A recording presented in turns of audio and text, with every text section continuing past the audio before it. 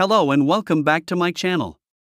This is the part 3 of the topic, Did Prophet Muhammad, peace be upon him, order to raid innocent caravans? If you haven't watched part 1 and 2, do watch them first to understand everything in context. The links are in the pinned comment below. Critics accused the Prophet Muhammad of hostile intentions against a pagan caravan that was to pass by Medina, citing his words. However, if we place the Prophet's words in its historical context, the meaning is entirely different. As mentioned in part 1, after the pagan raid on Medina's pastures, the Prophet increased the perimeters for patrol.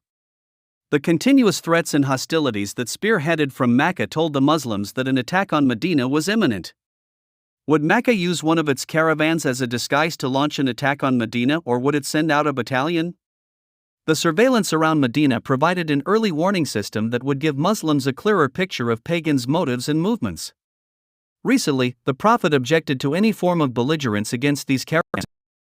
He attacked the caravans when he had the opportunity in non-sacred months, as told in part 2. So, what then do his words mean? First, we do a detailed analysis on the statements said by the Prophet. The first analysis of his words reveals that he made it clear to his patrol that the wealth belonged to Quraysh by asserting that it was their wealth. Taking an ounce of someone's wealth was not legal according to the laws of Islam. Despite the belligerence of Quraysh, the Muslims were cultured to respect property ownership, even if the property belonged to belligerent people. The pagans had named the Prophet Muhammad, the reliable, the trustworthy. Despite their hate for monotheism and their belligerence towards the Prophet, the pagans still deposited their valuables with him, knowing the valuables would be safe and that they would receive it back in full. After the pagans' assassination attempt on the Prophet migrated to Medina and left his cousin, Ali, in Mecca to ensure that he would return all valuables to their rightful owners. Wealth management. The respect for others' rights obligated the Muslims to be equitable to proportions that may even be unheard of today. Take for example the Quran's teaching about women who would embrace monotheism and migrate to Medina. If women from Mecca left their pagan husbands and desired a life of monotheism in Medina, the Muslims were commanded to reimburse the pagan husbands for what they had spent on their former wives. With this practice of wealth management and respect for property rights, it is inconceivable that the Prophet would ever send out a patrol to loot a caravan. Spoils of war. Spoils of war were only permitted from legal battles. Muslims were only allowed to fight those who fought them, and not initiate fights with anyone else. God had already revealed. Initiating fights would overstep God's limits, and that would be a transgression. The Prophet issuing commands for the patrol to attack a non-belligerent caravan was therefore out of the question. We have already stated what the reasons for the patrols were in part 2. It could be argued, however, that the pagans' long-standing aggression and the recent pagan raid on Medina's pastures had placed the Muslims and pagans in a state of war, and as a result, the pagan caravan was lawful booty. This argument only defines the state between Mecca and Medina but does not prove the Prophet had a hostile intention.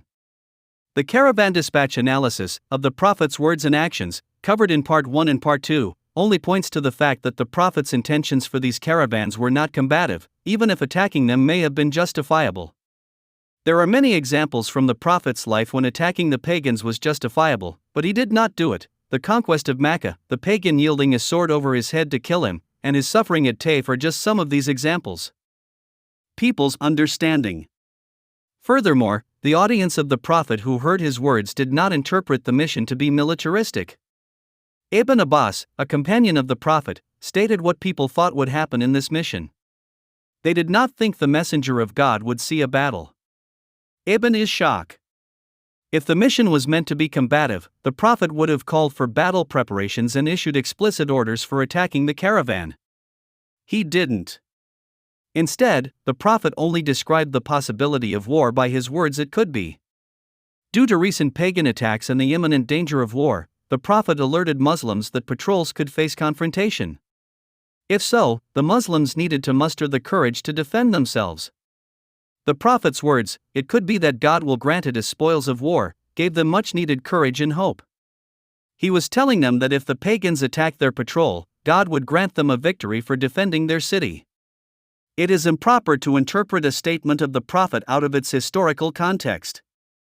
The events that surrounded the Prophet's words and his audience's understanding of them lead us to the conclusion that his intentions for the patrols were not combative. His continuous pursuit of peace, even when the Muslims were more significant in numbers, like at the Hudaybiyah Treaty and the conquest of Mecca, further discredits the critics' accusations. Hope you enjoyed today's video. I will meet you in the next video. Until then. Assalamualaikum.